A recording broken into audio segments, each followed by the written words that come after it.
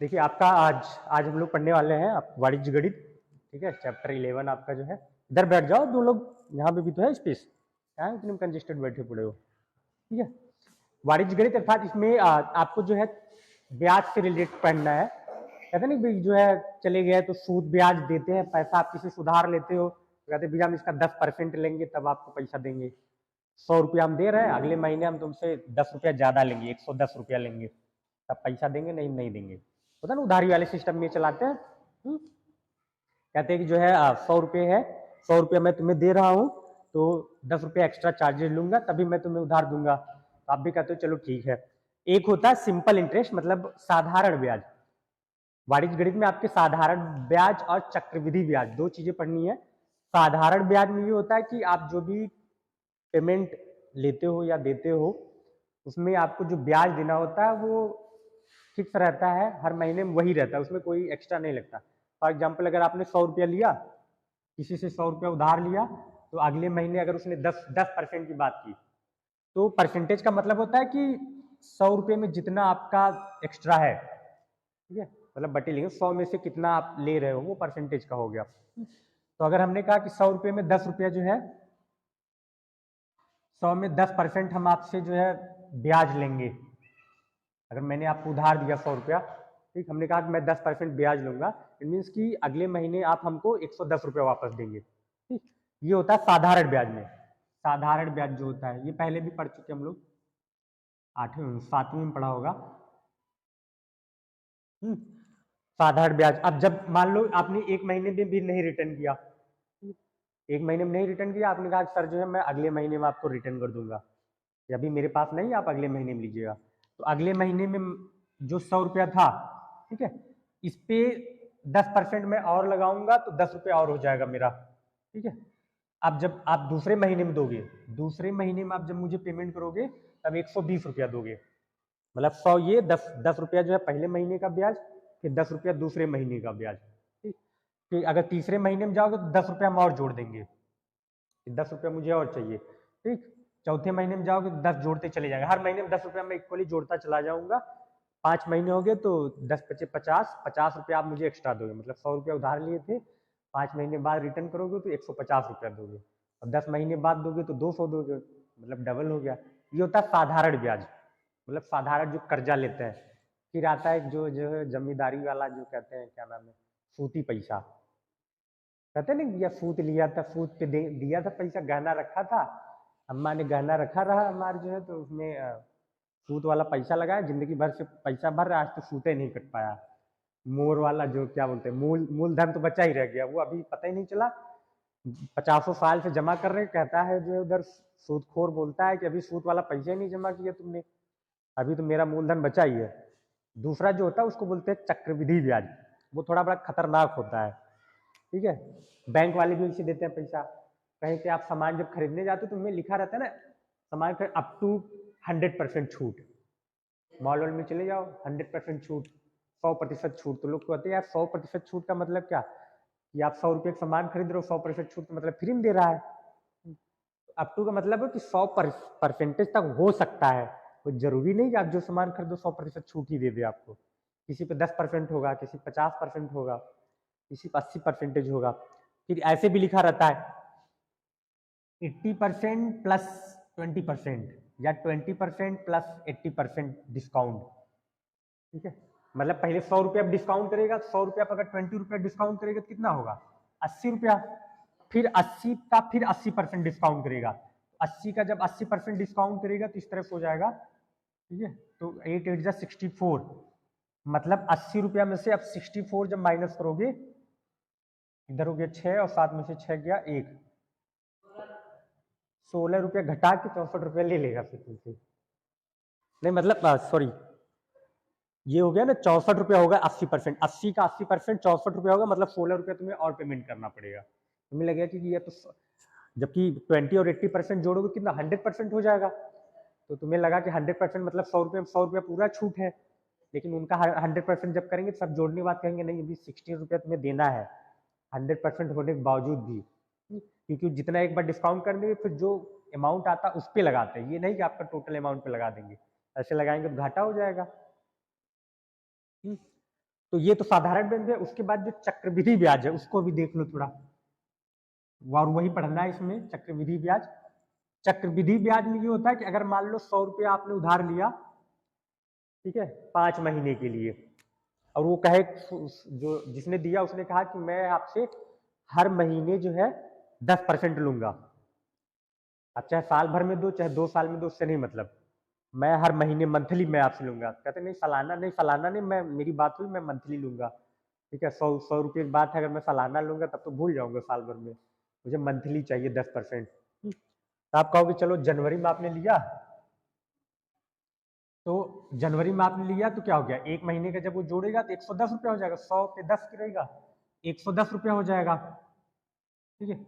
आपको लगा कि जो है 10% तो देना है, तो 100 पे 10 रुपया, फिर अगली बार 10 रुपया, तो 20 रुपया होगा। तो ऐसे नहीं जोड़ते हैं उसमें चक्रवृद्धि में। वो क्या करेगा, पहले महीने पे जब जो देखोगे तो 100 पे 10 रुपया लगाएगा, तो कितना हो जाएगा अमाउंट, 110।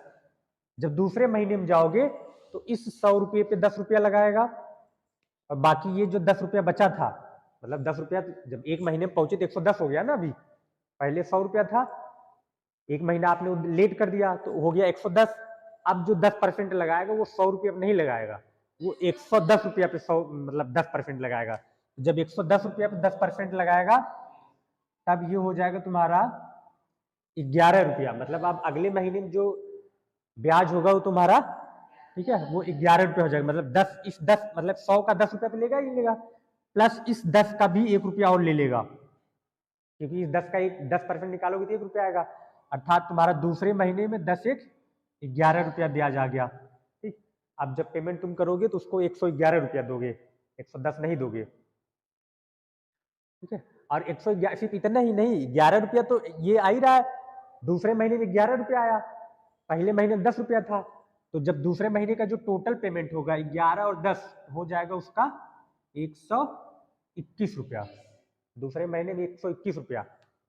सिंपल वाले में क्या था, हर महीने 10 रुपया बढ़ा रहा था, और इस चक्रवृद्धि वाले में पहले महीने में 10 रुपया बढ़ाया, दूसरे वाले में 11 रुपया बढ़ गया, तीसरे वाले में देखो, तीसरे महीने में इस 100 पे तो 10 रुपया बढ़ेगा ही बढ़ेगा, ठीक है, इस 10 पे भी 1 रुपया बढ़ेगा, इस 10 पे भी 1 रुपया बढ़ेगा, ठीक है। अब उसने कितना बढ़ा दिया, इधर 21 तो बढ़े ही, मतलब ये 10 3 महीने का तो 10 ये हो ही गया 30 रुपया, ठीक है, 2 रुपया ये भी आ गया 32, मतलब अब कितना हो जाएगा 132 रुपया लेगा। तुम कहोगे 10 रुपया होता तो 130 ही जाता, ये कैसे इतना पहुंच गया,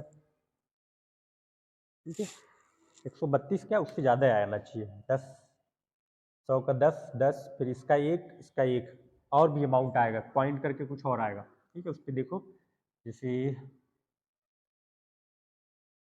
कितना जोड़ा था, 121 था ना, 121 पे जब 10% निकालोगे ये कट जाएगा, ठीक है, फिर 121 यानी कि आएगा 12.1, ठीक है, मतलब तीसरे महीने में 12 रुपये एक्स्ट्रा और बढ़ जाएगा, तो 20 ये था ही, ठीक है, 20 एक 21 ये था, 121 प्लस 12.1, इसको जोड़ दो, 1 फिर 2 1 3 2 1 3 और ये 3, 133 रुपया 1 पैसा और बढ़ जाएगा, मतलब इतना जोड़ देगा। तो हर महीने में जितना जितना तुम बकाया करते जाओगे उतने में भी फिर वो 10% जोड़ेगा। तुम यहाँ साल भर का जोड़ के बैठो, साल भर का मतलब हर महीने 10 रुपया, तो 12 धार में 120 रुपया, मतलब 220 रुपया जोड़ोगे ब्याज से। जिनको नहीं पता वो 220 रुपया जोड़ेंगे, और वहां जो दे के बैठा वो कहेगा 220 कहाँ, यहाँ देखो 300 पहुंच गया है, ठीक? तो ऐसे चलता है चक्रवृद्धि ब्याज। तो चक्रवृद्धि ब्याज की गणना के लिए फार्मूले हैं, पहले उसको नोट कर लो। चक्रवृद्धि ब्याज में देखो, जितना तुमने पैसा मूलधन लिया था, मतलब जितना तुमने उधार लिया, कि इसका जितना परसेंट वो तुमसे मांग रहा है उस पर भी हर महीने वो उतना परसेंटेज लेगा चक्रवृद्धि ब्याज में। मतलब जितना तुम्हारा पैसा बढ़ रहा है, जो तुमने नहीं दिया उस पर भी वो 10% फिर लगा देगा। फिर तुमने बकाया कर दिया तो जितना बढ़ा था उस बढ़े वाले अमाउंट पे फिर 10 रुपया लगाएगा, इस तरह जोड़ता चला जाएगा, और जो है बाद में पता चला जितना तुमने जोड़ा था उससे कई गुना वो जोड़ के बैठा पड़ा हुआ है, तो तुम्हें पेमेंट करना पड़ेगा उतना। बैंक वाले में भी यही होता है, बैंक में लोग लोन लेते हैं, सोचते हैं कि एक महीना नहीं दिया तो क्या होगा, इतने तो बचा, 1 लाख का लोन लिया, पता चला जो है आपने अगले महीने किस्त नहीं जमा की, तो 1 ही लाख पे नहीं जोड़ेगा, वो पिछले महीने की जो किस्त बची थी 20-25 हज़ार, 1 लाख प्लस 20 हज़ार उस पर लगा के फिर जोड़ देगा, फिर लाओ अब फाइन भी जोड़ो। एक महीने की किस्त छूटी तो अगले महीने जितना आपने किस्त छोड़ा था उस पर भी फाइन लगा के कहेगा दूसरे महीने में और जमा करो। फिर तीसरे वाली किस्त आपने गायब कर दी तो उसका भी जोड़ देगा। एक बार एक किस्त आपने छोड़ा है 500 रुपया लेट पेमेंट, फिर जो है इसका इतना परसेंटेज और बढ़ गया, फिर देते रहो, जितना छूटेगा उतना बढ़ता जाएगा और फिर जो है लूटता जाएगा जितना पैसा आपका। इसीलिए एग्जैक्ट टाइम पे पैसा, इसीलिए लोग कहते हैं लोन का नाम ही है लोन, उल्टा कर लो इसको, न लो, लोन कभी ना लो, लोन ले लिए तो फिर जो है गए काम से, ऐसा कहना है। लेकिन आजकल जो है अगर आपको डेवलपमेंट करना है, ठीक है, आप चाहते हो कि आपकी उन्नति हो तो लोन लेना पड़ता है, ठीक है, क्योंकि लोन लिए रहोगे, कर्ज आपके ऊपर रहेगा तो आप आराम से काम करोगे, आपके ऊपर काम का प्रेशर बना रहेगा, आप काम करते हो। जितनी बड़ी संस्थाएं सब ज़्यादातर लोन पे ही चलाते हैं, लोन लिए रहेंगे तो उनके ऊपर प्रेशर रहता है कि यार काम करेंगे नहीं। आप देखो, अगर आपको इनकम, सोर्स ऑफ इनकम बढ़ानी है तो खर्चे भी बढ़ाने होंगे, खर्चा बढ़ेगा तो ऑटोमेटिक सोचोगे यार अभी इतना देना है, नहीं काम करेंगे तो पता चला जो है काम ही नहीं हो पाएगा आपका। इसलिए खर्चा भी करो, कमाओ भी खूब, जितना खर्चा करोगे उतना कमाओगे, उतने साधन ढूंढोगे। जब अगर आदत पड़ गई तो मैं हमेशा गाड़ी से ही चलूँगा, पैदल मैं नहीं चल सकता किसी भी हालत में, तुम व्यवस्था करोगे, इसके लिए सारी चीज़ काम करोगे, कुछ भी करो, चाहे जिद करके घर से मंगवाओ, चाहे दोस्तों से उधार लेके मंगवाओ, चाहे काम करके मंगवाओ, करोगे ही करोगे। हैबिट बनी है डेली जूता पहनने की, तुम्हें कोई कह दे चप्पल पहन के जाना है, या तो तुम चप्पल पहन के चलो उस तरह से, या तो कहो नहीं जो है लखनऊ के नवाब हैं हम छोड़ेंगे नहीं, पहनेंगे जूता, भले मैं पहले काम करूंगा उसके बाद पैसा कलेक्ट करके जूता खरीदूंगा तभी निकलूंगा घर से। खर्चा बढ़ेगा तो होगा ही, ठीक है। तो चक्रवृद्धि ब्याज का फार्मूला लिख लो पहले, हेडिंग लिखना चक्रवृद्धि ब्याज, क्योंकि वही पढ़ना है चक्रवृद्धि ब्याज में।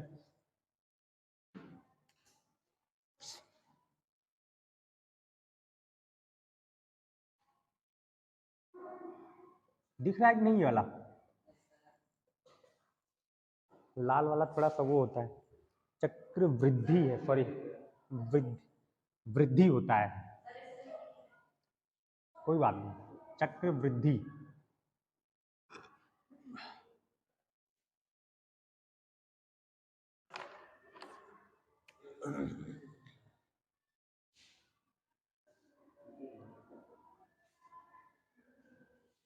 ठीक है,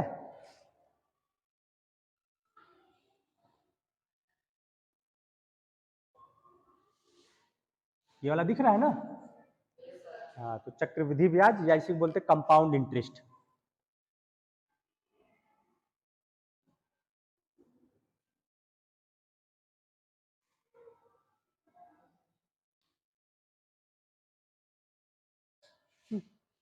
इसका होता है मिश्र धन बराबर, मिश्र धन बराबर मूलधन, मूलधन ब्रैकेट में 1 प्लस दर बटे 100 घाते समय।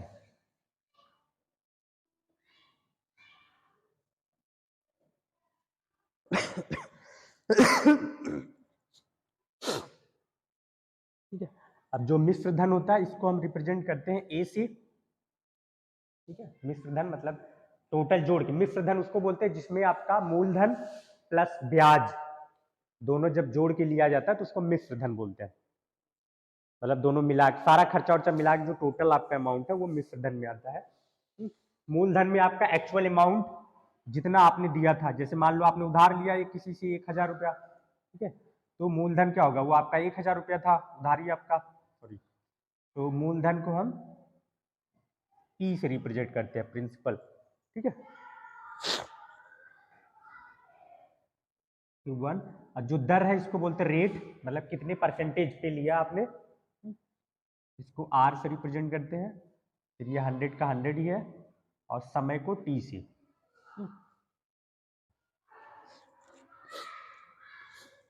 या ये कर सकते हैं, या फिर a equal to T 1 plus small R, ये स्मॉल आर कर देना इसको, ठीक है, small R 100 power time T कर सकते हो, या फिर n, मतलब जितना भी हो सकता है, जितना समय रहता है वही रहता है, n से रिप्रेजेंट करते हैं कि कितने वर्ष के लिए आपने ब्याज लिया है। इस फार्मूले पे हम क्या करेंगे, किसी भी अमाउंट का मूलधन या चक्रवृद्धि ब्याज निकालेंगे इसी के आधार पे।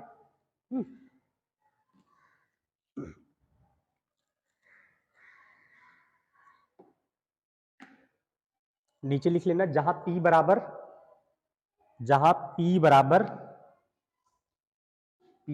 मूलधन,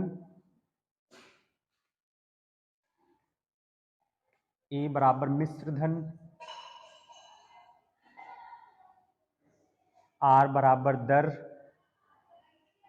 और N बराबर समय,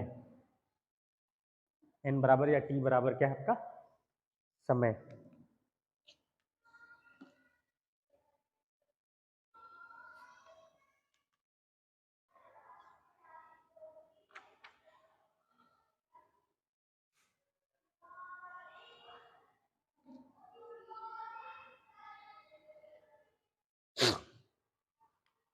हो गया।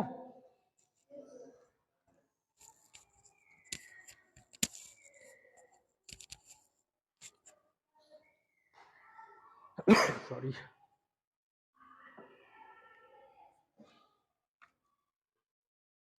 ना होने के बाद दूसरा पॉइंट करके लिखना है,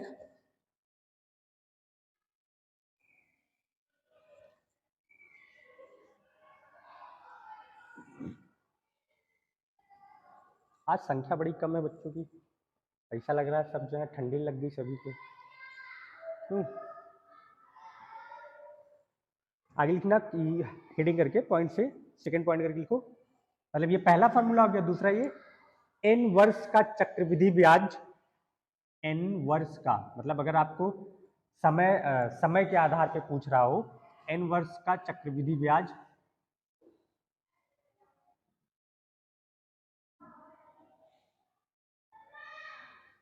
बराबर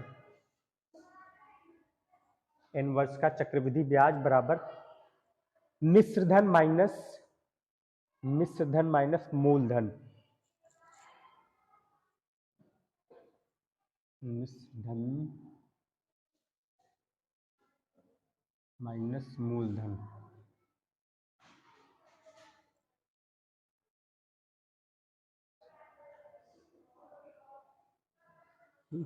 लिख सकते हो P बराबर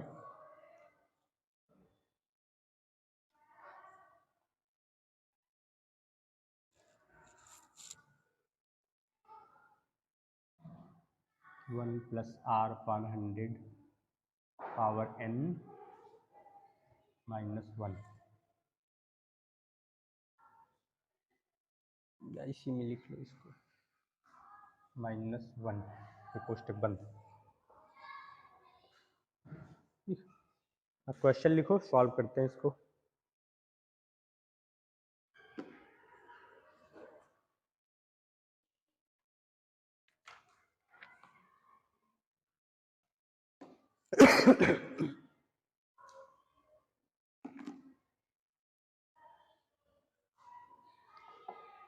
हो गया, क्वेश्चन लिखो। रुपये 400 का रुपये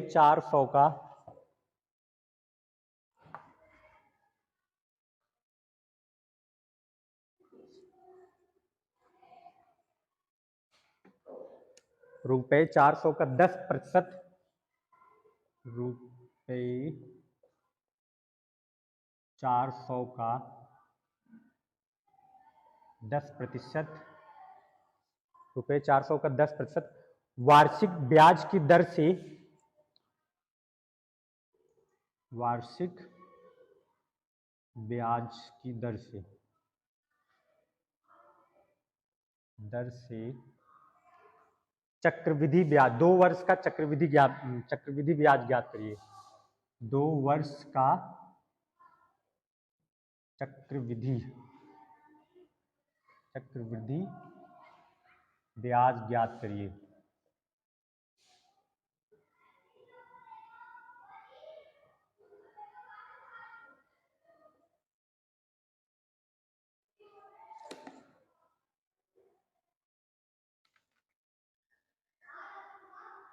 ठीक है, तो इसके पहले वाला जो फार्मूला था,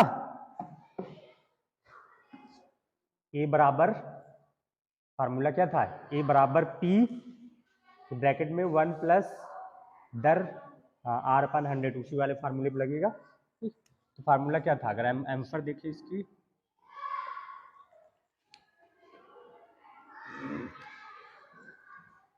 ए equal to P 1 plus R upon 100 power N. ठीक है, इस फार्मूले में लगेगा। देखो कुछ पूछ रहा है क्या कि 400 का 10% वार्षिक ब्याज की दर से 2 वर्ष का चक्रवृद्धि ब्याज ज्ञात करिए। पहले ढूंढो इसमें क्या क्या दिया है। चक्रवृद्धि ब्याज क्वेश्चन में हमें इसके पहले हम लोगों ने देखा था कि जो ए होता है, ए को क्या बोलते हैं, चक्रवृद्धि ब्याज। ठीक है, ये हमें ज्ञात करना है। पी बराबर क्या था, मूलधन। यहाँ पे मूलधन कितना है क्वेश्चन में, मूलधन बराबर 400, तो क्या हो जाएगा, ए बराबर, फिर पी की वैल्यू दी है 400, कोष्टक में 1 वैसे ही रहेगा, प्लस आर कितना है, आर बराबर दर था, दर कितना दिया है, ये रहा 10%। ठीक है, तो 10/100, और एन क्या था, समय था, समय कितना है 2 वर्ष। ठीक है, 2, अब इसको सॉल्व कर लो। तो ये 400 हो गया, 400 फिर 1 प्लस, अब देखो ये 10 है और ये 100 है,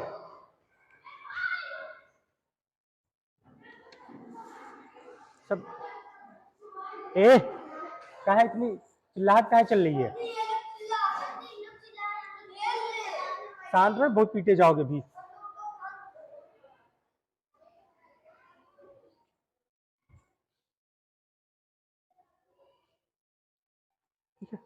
इतना हो गया। अब देखो 10/100, एक तो कॉन्सेप्ट ये है कि अगर हम 10/100 को ऐसे अलग कर ले, 10/100, ये 0 0 कैंसिल हो गया, तो हम क्या लिख सकते हैं, 1/10, इसको लिख सकते हो 1/10 घाते 2।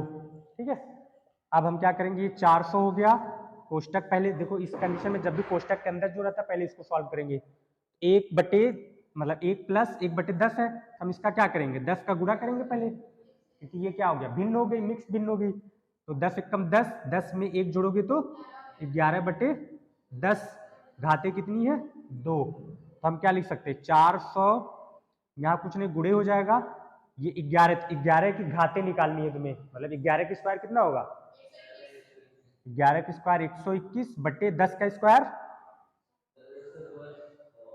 10 में 100।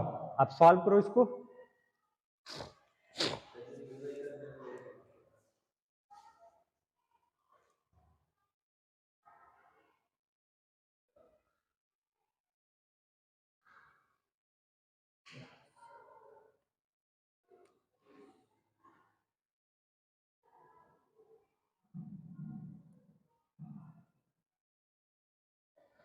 बताओ।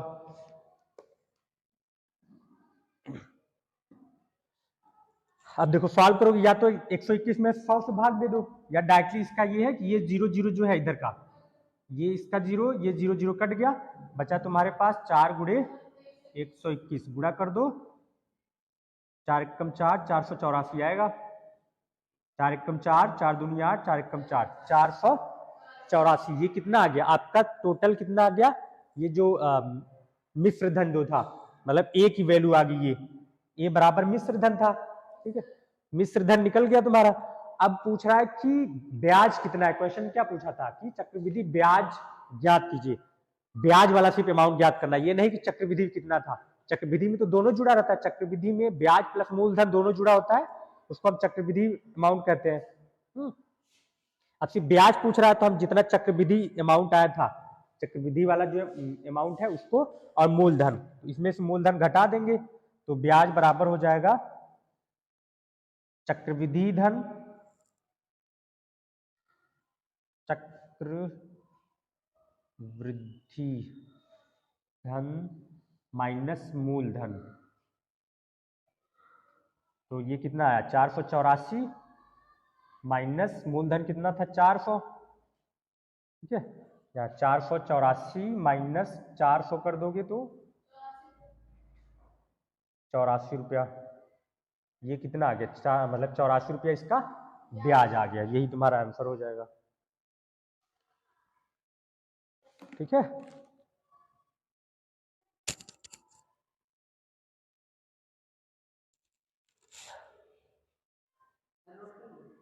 हाँ नोट कर लो, चक्रवृद्धि ये मिश्र धन हो जाएगा यहाँ, चक्रवृद्धि मिश्र धन, चक्रवृद्धि मिश्र धन बराबर माइनस मूलधन मिश्र धन, मिश्र धन ही तो था, मतलब जिसमें दोनों मिक्स हुआ हो वो मिक्स, उन दोनों को किया तो 484 आया। अब ऐसा तो है नहीं 400 रुपया 484 ब्याज ले लोगे, वो भी 10% के हिसाब से, अगर परसेंटेज सिर्फ देखेंगे तो 100 रुपये तो 10 ही रुपया आएगा, तो 400 है तो 10 लगाएगा तो 40 आएगा, तो कहाँ से इतना बढ़ा दोगे, लेकिन 2 वर्ष का है तो इसलिए एक साल का 40 रुपया आया, दूसरे वाल 40 जोड़ दोगे तो 80 ऐसे ही हो गया, प्लस मिश्र धन है तो हर सबके जो है 1% अब 10% जोड़ेगा तो 4 रुपया वो एक्स्ट्रा आ गया, ठीक है। इस तरह से इसकी और क्वेश्चन सॉल्व होंगे, तो अगला क्वेश्चन सॉल्व करते हैं एक्सरसाइज पे।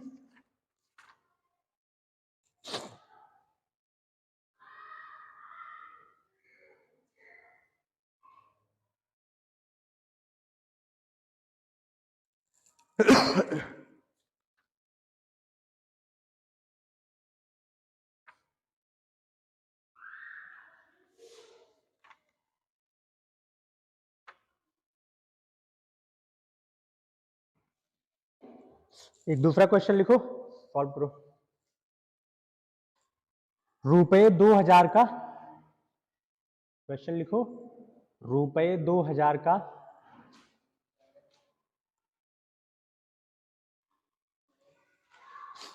2000 का 10%,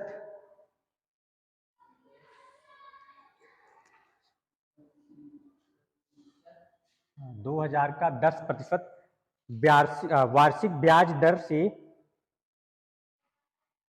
वार्षिक ब्याज दर से एक वर्ष का मिश्र धन, एक वर्ष का चक्रवृद्धि ब्याज और मिश्र धन ज्ञात कीजिए, और मिश्र धन ज्ञात कीजिए, ज्ञात कीजिए।